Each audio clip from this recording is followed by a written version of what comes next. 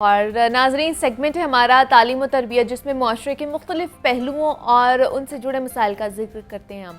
और आज हम बात करने वाले हैं करियर काउंसलिंग के हवाले से। जनाब, हमारी जो नौजवान नस्ल है या जो आज की जनरेशन है, इस वक्त करियर काउंसलिंग का बहुत ज़्यादा फुकदान पाया जाता है उनमें। तालिब इल्म तालीम हासिल करते हैं, लेकिन उनको ये नहीं पता होता कि आगे चल के उसने किस फील्ड का इंतखाब करना है। बहुत सारा वक्त किसी ऐसी चीज़ पर ज़ाया करने के बाद हमें एहसास होता है कि उन्हें कुछ और करना था, ये तो हादसाती तौर पर हमें करना पड़ गया है। और इस तरह वो ना तो सही तरह उस काम पर फोकस कर पाते हैं, ना ही खातिर खा कामयाबी मिलती है उन्हें उस फील्ड में। तो काउंसलिंग आपके लिए ज़िंदगी के हर मरहले में लाजमी होती है। करियर काउंसलिंग की ज़रूरत के लिए ना वक्त की कोई मुद्दत मुतय्यन नहीं है। इसकी ज़रूरत आपको करियर की इब्तिदा में भी हो सकती है, करियर के शुरुआत के कुछ अरसे बाद भी पड़ सकती है, यहाँ तक कि आपके करियर के इख्तिताम पर भी आपको करियर काउंसलिंग की ज़रूरत पड़ सकती है। तो करियर काउंसलिंग आपको अपनी महारतों के मुताबिक पेशे के इंतखाब में मदद फराहम करता है। उस पेशावराना मदद के आप सही करियर का इंतखाब करते हैं जो बिलाखिर कामयाबी में आपको मददगार साबित होती है। तो हमारे साथ इस वक्त असद याकूब साहब मौजूद हैं, करियर काउंसलर हैं। उनसे बात करते हैं कि करियर काउंसलिंग कितनी ज़्यादा अहम होती जा रही है। सर, आपको वेलकम कहती हूँ जागो लाहौर में। कैसे हैं आप? Thank you. बिल्कुल ठीक, अल्लाह का शुक्र। जहाँ तक करियर काउंसलिंग का ताल्लुक है, स्टीफन आर कॉवी की बड़ी मशहूर कोटेशन है, begin with and in mind. Okay. तो अगर आपके माइंड में एंड होगा तो आपकी जो बिगिनिंग है, जिस रास्ते पे आप चल रहे हैं, उसको आप डायरेक्टली लिंक कर पाएंगे अपने करियर के साथ। सही। अब हमारे यहाँ मामला ये है कि जो स्टूडेंट्स एजुकेशन हासिल कर रहे हैं, उनको ये नहीं पता कि वो एजुकेशन किस तरीके से उनके करियर में फिट होगी। और बहुत सारे लोग ऐसे हैं जो एक्सेल कर रहे हैं किसी और करियर में, स्पेशलाइज्ड फील्ड उनकी जो है वो किसी और चीज़ में है। और अनफॉर्चुनेटली फिर हमारे पास ऐसे कंप्लेनिंग यंग ग्रेजुएट्स हैं जो ये कहते हैं जी हमारे पास तालीम तो है लेकिन नौकरी नहीं है। अब तालीम तो आ गई, माशाल्लाह से एमफिल पीएचडी तक तालीम तो डिग्री आ गई, लेकिन वो जो डिग्री के साथ एक स्किल सेट है, जब तक आपके पास वो स्किल सेट नहीं है तो आप अपनी उस डिग्री को ही जस्टिफाई नहीं कर पाएंगे। फिर आपको अपना तारुफ करवाना पड़ता है, जी मैं पढ़ा लिखा बंदा हूँ, मैंने मास्टर्स किया हुआ है, मैंने ये। तो मास्टर्स वो है जो आपकी पर्सनैलिटी से उसकी झलक नजर आए। आपने ये नोट किया होगा कि जब भी कोई एजुकेटेड बंदा बात करता है, उसके बोलने चालने के अंदाज से पता चल जाता है कि ये एजुकेटेड है। तो फुकदान कहाँ पे है? फुकदान हमारे पास स्किल्स का फुकदान है। हमने एजुकेशन पे तो इतना ज्यादा फोकस कर लिया, तालीम को हमने हासिल तो कर लिया, नॉलेज तो आ गई, लेकिन वो जो एप्लीकेशन वाला पार्ट था उसको हमने इग्नोर कर दिया। तो हम जो काउंसलिंग करते हैं वो ये देखते हैं कि इनका स्किल सेट क्या है, इनके पास नॉलेज क्या है, फिर उस नॉलेज के साथ साथ कौन सी ऐसी चीजें हैं जिनको देखिए। अब अब्बास का हम लोग कहते हैं ना, जंगल में मोर नाचा किसने देखा। कि आप एक बहुत क्वालिफाइड टीचर हैं। मैं आपको अपनी मिसाल देता हूँ। मैं जब तक इंग्लिश पढ़ाता था, जब तक मैं एक यूनिवर्सिटी में पढ़ाता था, मुझे सिर्फ उस यूनिवर्सिटी के लोग जानते थे।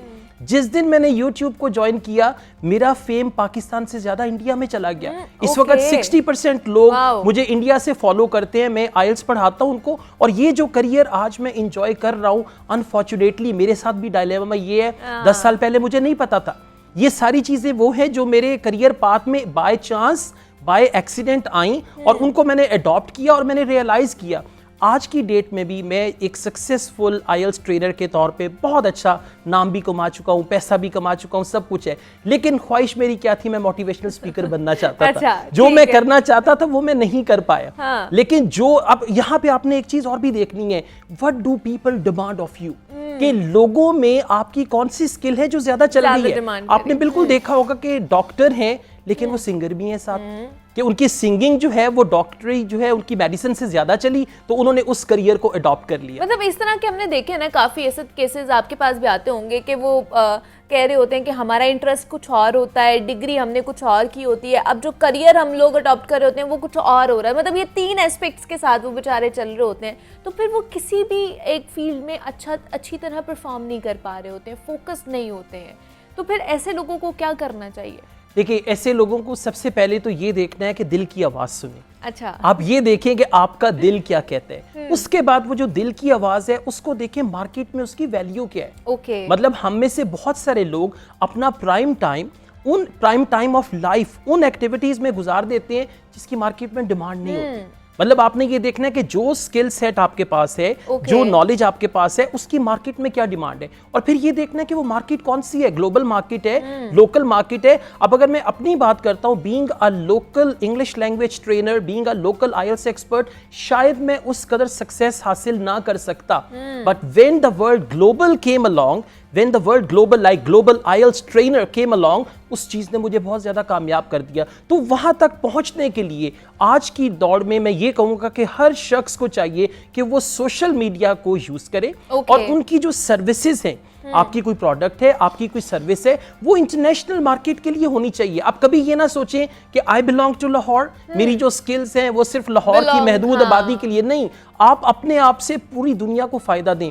मेरा दिल बहुत खुश होता है जब मैं देखता हूँ अफ्रीका के लोग मेरी वीडियोस से आईएलटीएस करके फॉरेन कंट्रीज में जाते हैं, अपने कंट्री को फॉरेन एक्सचेंज सेंड करते हैं, और अफ्रीका के बहुत सारे लोग ऐसे जिन्होंने शायद पाकिस्तान का नाम भी ना सुना हो, और फिर जब आपके नाम के साथ पाकिस्तानी का वर्ड अटैच हो जाए तो मेरा ख्याल है कि वो एक वक्त आता है जब आप अपने मुल्क के लिए खिदमत करते हैं। तो बेहतर ये है, करियर काउंसलिंग में स्टूडेंट्स को हम ये बताते हैं कि आप सबसे पहले ये देखें कि जिस चोजन फील्ड में आप जाना चाह रहे हैं उस फील्ड का एंड रिजल्ट क्या है, एंड क्या है। अब फर्ज करें अगर कोई मोटिवेशनल स्पीकर बनना चाहता है, बड़ी अच्छी मिसाल है कासिम अली शाह की, तो वो वहां तक उनको आइडियलाइज कर सकता है। तो आपकी जो भी चोजन फील्ड है उसका एंड कहां तक है, और फिर वो एंड क्या आपके ख्वाबों की ताबीर है, क्या आपको पता चलता है कि हाँ अगर मैं वहां तक पहुंच जाऊं तो जो मेरे ड्रीम्स हैं मैं उनको फुलफिल कर सकता हूं। तो ये सारी चीजें, और एक चीज और है, करियर काउंसलर्स के अलावा जो इंडिविजुअल्स हैं उनकी अपनी जो एक नॉलेज है, उनका अपना जो एक ऑब्जर्वेशन है, एनालिसिस है, वो बहुत इंपॉर्टेंट है।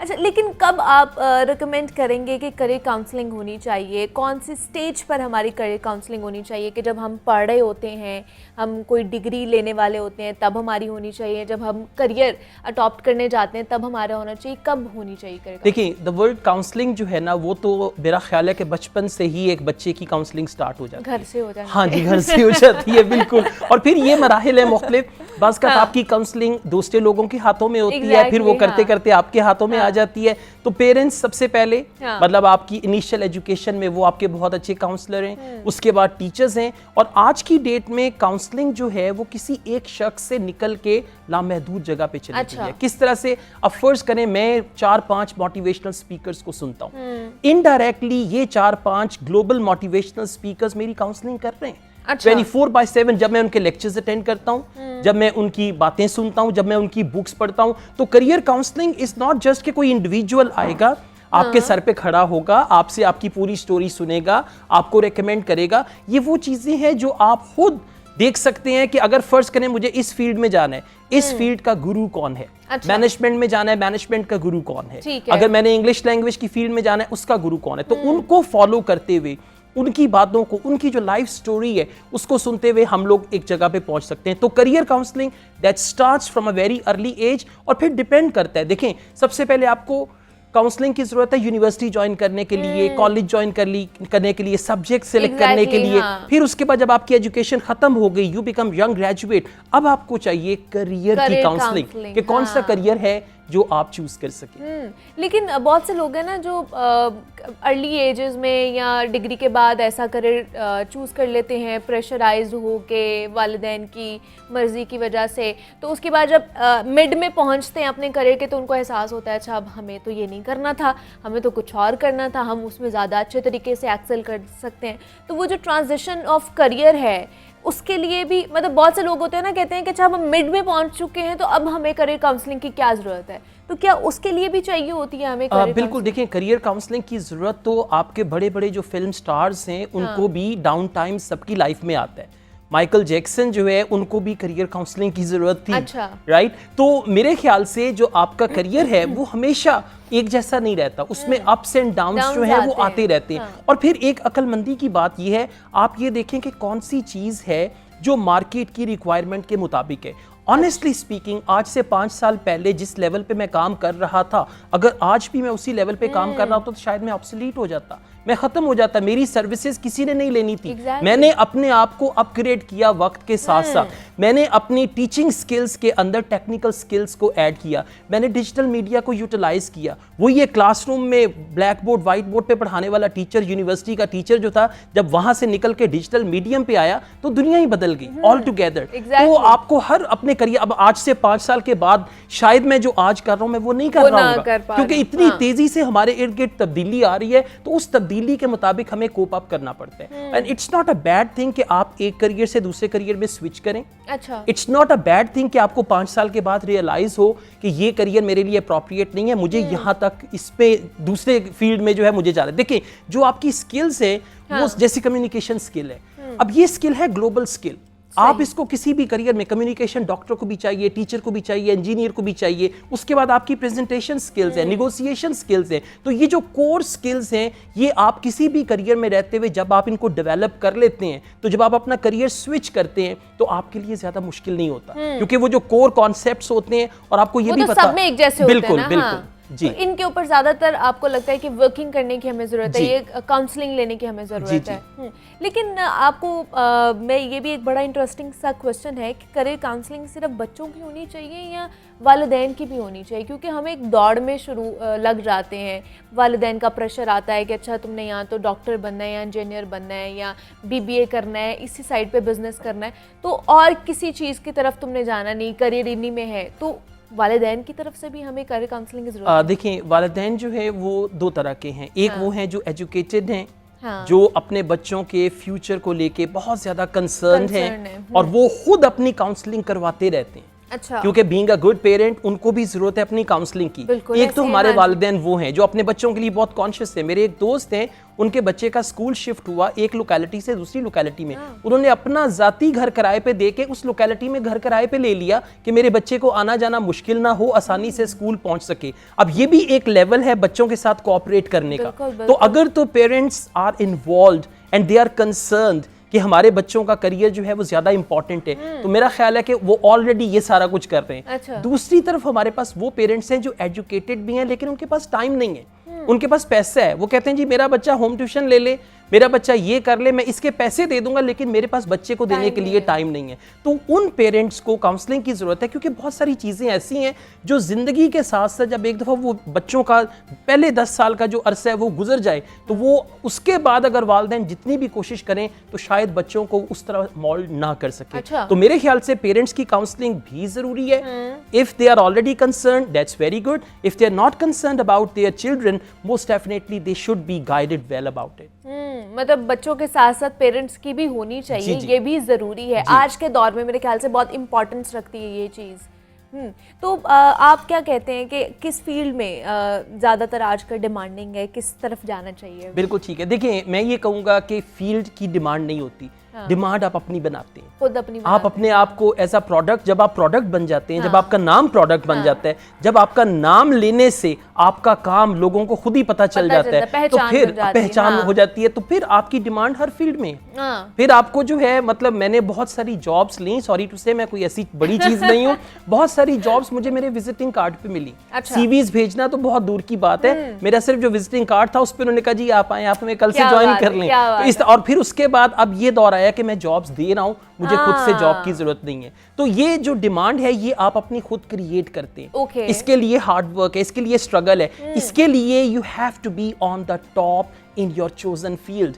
कि आपने एक फील्ड सिलेक्ट कर ली, ठीक है कर ली, अब उस फील्ड का क्लाइमेक्स क्या है, उस फील्ड का मैक्सिमम क्या है कि आप कहां तक जा सकते हैं।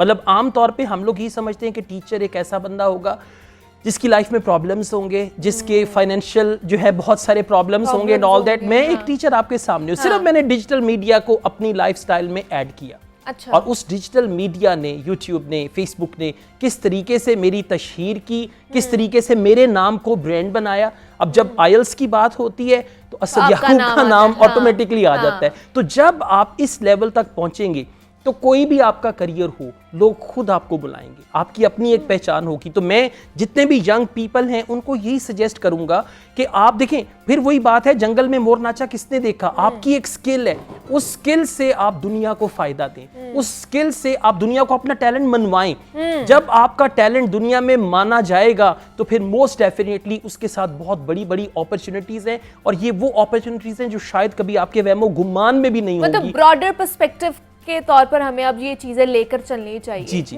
जैसे आपने अपने आप को अपग्रेड किया टाइम के साथ साथ, इसी तरह हमें भी अपने, लेकिन हमारे इंस्टीट्यूशंस में जो मैं कहना नहीं चाहती, लेकिन जो हमारे टीचर्स होते हैं वो अपने आप को अपग्रेड नहीं करते हैं। बहुत कम रेशो है जो अपने आप को अपग्रेड करती है कि टाइम के साथ साथ हमें भी खुद को आगे लेकर जाना है, क्योंकि टेक्नोलॉजी आती जा रही है और बच्चों को उसी लिहाज से हम लोगों ने भी चीज़ें सिखानी है। लेकिन हमारे टीचर्स ये नहीं करते हैं और उन्हें पता भी नहीं होता कि अच्छा हमने बच्चों की काउंसलिंग करनी भी है और किस लिहाज से हमने करनी है। अच्छा, आज के दौर में ये है कि जो स्टूडेंट्स हैं वो टीचर से एक स्टेप आगे हैं। एग्जैक्टली वही ना, क्योंकि स्टूडेंट ज्यादा अपग्रेडेड है, अपग्रेडेड है वो ज्यादा, उनको ज्यादा चीजों के बारे में इल्म है। तो अब ये टीचर्स की भी जिम्मेदारी जो है वो पहले से बहुत ज्यादा बढ़ गई है। पहले सोर्स ऑफ लर्निंग था एक टीचर ने जो बता दिया उसी पे हम रहे, बुक में जो देख लिया उसी पे रहे। अब हमारे पास मल्टीपल सोर्सेज ऑफ लर्निंग है, तो हम टीचर की बताई हुई बातों को कंपेयर करते हैं, फिर हम देखते हैं कि अच्छा इन्होंने ये कहा, ये एक और पर्सपेक्टिव है इसके बारे में। तो उसके मतलब टीचर्स का जो काम है वो भी बड़ा चैलेंजिंग हो गया आज के दौर में।